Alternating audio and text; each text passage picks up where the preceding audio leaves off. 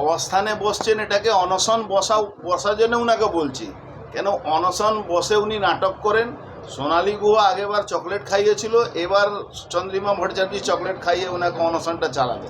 মমতা ব্যানার্জি বুঝতে পেরেছেন হারবো, তার জন্য এইসব নাটক মানুষকে দেখাবার চেষ্টা করছেন। যিনি সুপ্রিম কোর্টে গিয়ে যা কথা বলার যা মানে ওখান থেকে আদায় করার জন্য সুপ্রিম কোর্ট গেলেন, সুপ্রিম কোর্টে থাপ্পড় মারলো। ইলেকশন কমিশন কাছে গেলেন, ভাইপো গেলে একবার গলা টিপে দেবো, এই করে দিয়েছি ওই করে দিয়েছি।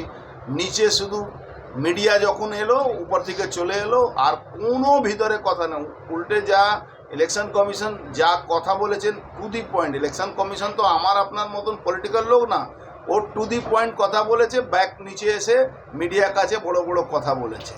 মমতা ব্যানার্জি যাওয়ার পালা একদম রেডি। মমতা ব্যানার্জি যাচ্ছেন, এই জন্যে নানা রকম নাটক। এখন দেখবেন হঠাৎ উনি অসুস্থ হয়ে পড়ে গেলেন, এবার মাথায় ব্যান্ডেজ বাঁধবেন, এবার হাতে ব্যান্ডেজ বাঁধবেন, ঘুরে বেড়াবেন। উনার এটাই তো ক্যারেক্টার। উনি তো এইভাবে করেছেন রাজনীতি, এটাই করবেন আগামী দিন। দেখুন উনি যখন বিরোধী ছিলেন তখন এগুলো করতেন, এখন কেন করবেন?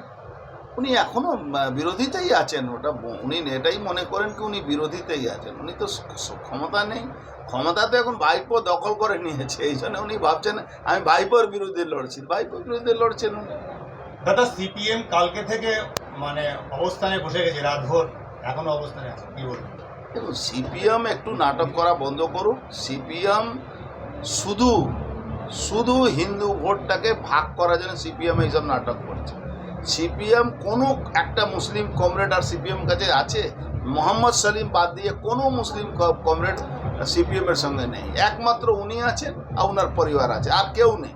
ও শুধু মমতা পয়সা নিয়ে হিন্দু ভোটকে ভাগ করার জন্যে নেমে পড়েছে। আপনি দেখুন, কালকেই তো তন্ময় ভট্টাচার্য যিনি সিপিএমের লিডার, তিনি কি বলেছেন? যদি সুজন চক্রবর্তী মাঠে ইলেকশনে না আসতো তাহলে তৃণমূল জিততো না দমদমে।